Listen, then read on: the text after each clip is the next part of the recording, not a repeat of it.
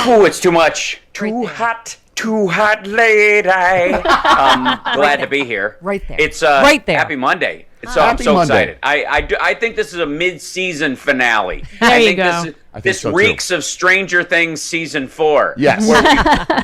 Where we get right up to this is the end. Actually, we've got in the pocket 2 4-hour mini documentaries that are going to come out all at once and eat your weekend. Yes. late Cassidy in the Hutchinson summer. seems to have shaken the tree a little bit. Some things have fallen out. It's like Right. that movie scene where, you're asking someone to give up their weapons, and then you're like, no, there's more. And there's just stuff everywhere, right? Just keeps dropping out, like more crimes. Right.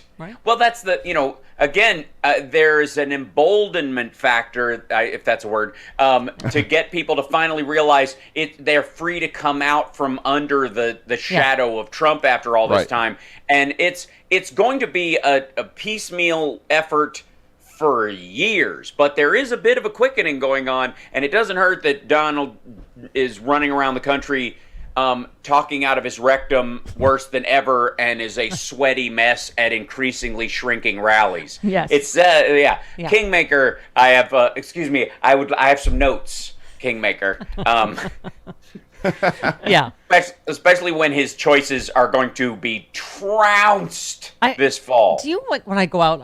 I hardly do, but I was at a dinner party. People were just like, "What is going to happen? Is he going to run again? Is it going to happen again?" And I really believe, and Glenn Kirshner said it Friday. Hal, I could be happy, clappy. I think he's going to prison. I really do. I think he's going to be prosecuted on the state and the local level finally. And I just, Okay, but we will never be free of him. You're right. It's not just that he keeps committing new crimes. We just are going to we will never be free of him. It's just the amount of crimes that we're going to find out. We still talk about him every day, right? Again, because he recognized that that's the only protection he has to some degree, because if the cult starts to fade, who's coming to his rescue? And there's I've said this for a long time, people really want him like quickly put in jail. Like on January 7th, they were like, isn't this enough? I'm like, you have to eventually break his hold on his followers by showing them how he grifted them out of money, how he pardoned Bannon for grifting them out of money. He doesn't care. And until they realize that, you're going to have sort of weird Civil War wannabe loners that we have to worry about.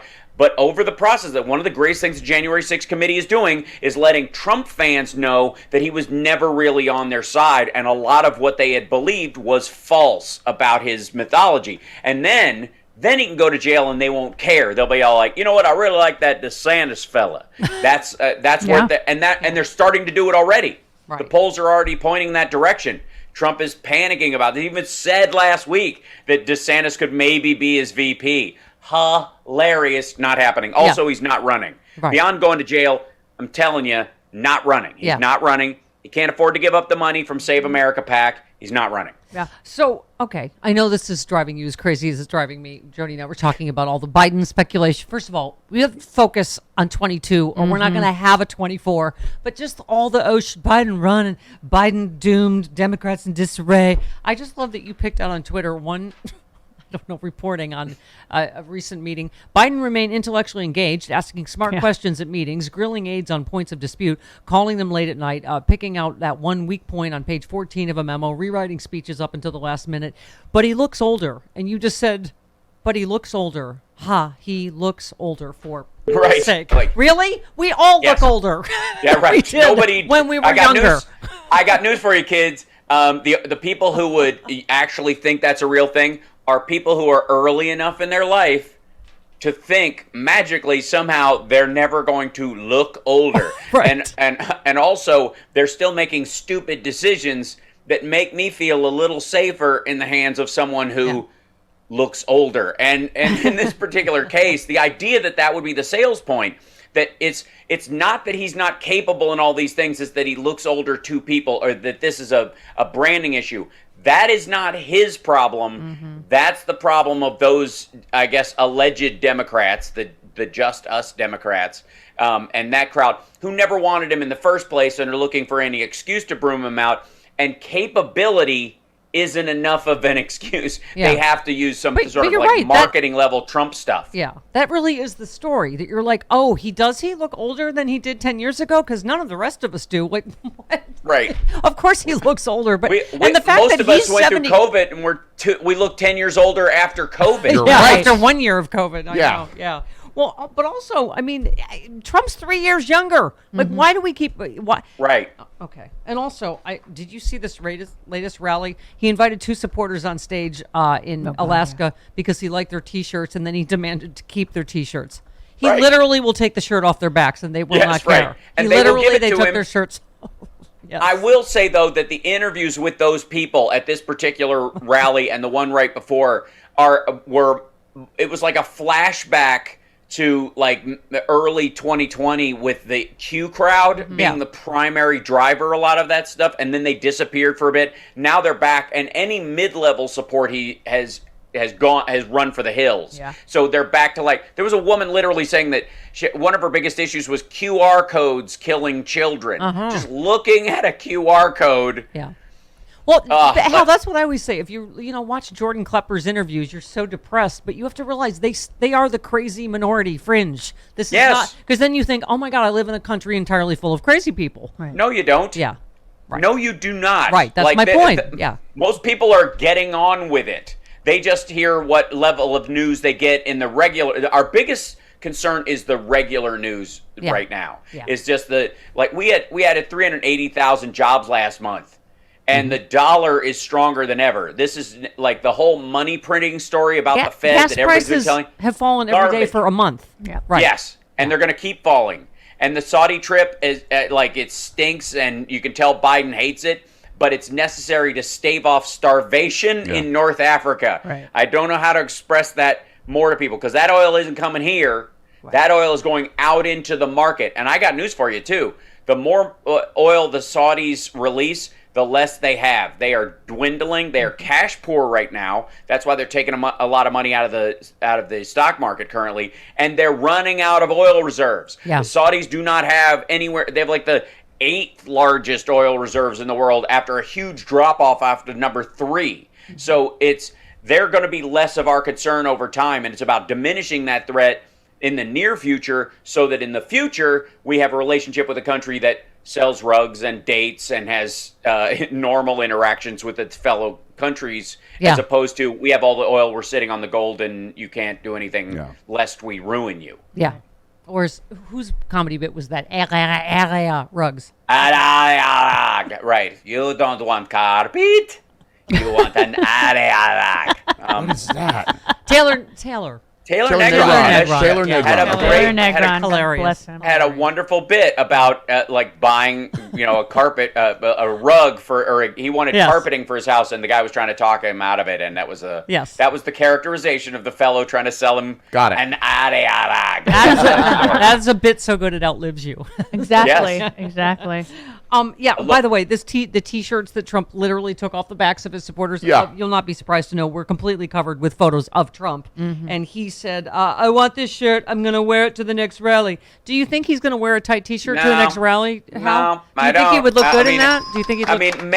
in his defense, they took a couple of them, and it's an ongoing thing, so that he might wear some sort of Joseph and the Technicolor Dreamcoat stitched together. Like Leatherface jacket of his own face. In different scenes, like with a giant like Trump Rambo on the back, and just in a huge act of irony that there's a lot of extra fabric necessary to fill out the actual coat for him, while this svelte, sweaty, muscular body is photoshopped on the back. For God's sake! By the way, sales are down of Trump memorabilia at all these places. Yeah. It seems to me like he's trying to goose the merch sales at a concert. It reeks of that. I told you last time I was in North Carolina visiting my mom, walking there, just a guy with a Trump hat. I just was so, if I wasn't going to get shot, I did just want to just ask, why do you have a guy's name on your head? The election was 2 years ago. I don't, right? Right. I did want to say, that'll be a good memento when he goes, he's the first president we ever send to prison. But he looked he probably would have shot me. I could have outrun him, but I don't know. Yeah, here's what you got to do when you see those. Pay them next to no mind, and you can snicker a little bit. Yes. Yeah. That's enough. That is actually worse than confronting them, because they have troll blood, and therefore they will want you to yell at them and call them stuff and try to get them canceled, blah, blah, blah. That's why they wear it. But if you just go, That, I mean, they're gonna. Nice It's a hat. nightmare. Yeah, they don't know what to do. Yeah. Yeah. Yeah. Okay, so this film, we can't tell if it's a mockumentary, Hal, the Trump film that they commissioned themselves. Oh, we'll know when the other 11 hours of stuff is released by the January 6th committee Yeah. on the post committee website or Yeah. whatever. Yeah. Oh, good Lord. Oh, good Lord. The filmmaker said there was an attitude that one of them would give, which was sort of incredibly bitter and angry about the end result. And then there were the other children who were totally in denial, would not even refer to or discuss or engage anything to do with the fact that they were no longer in the White House and the catastrophe that had just taken place earlier. Trump's two eldest sons, Don Jr. and Eric, have vocally stood behind their father in his unfounded claims the election was stolen. In a string of text messages, Don Jr. encouraged Mark Meadows to pursue multiple paths to overturn his father's election loss. In a separate interview, Holder, the filmmaker, says Eric was unconcerned. Hi, Eric. With potential violence from Trump supporters reacting to the false claims of election fraud. In contrast, Ivanka and Jared stayed tight-lipped in the final weeks of Trump's presidency while slowly distancing themselves. Yeah, Eric thought he was so, let's just not talk about January 6th. It's like not realizing how incriminating that was already going to look.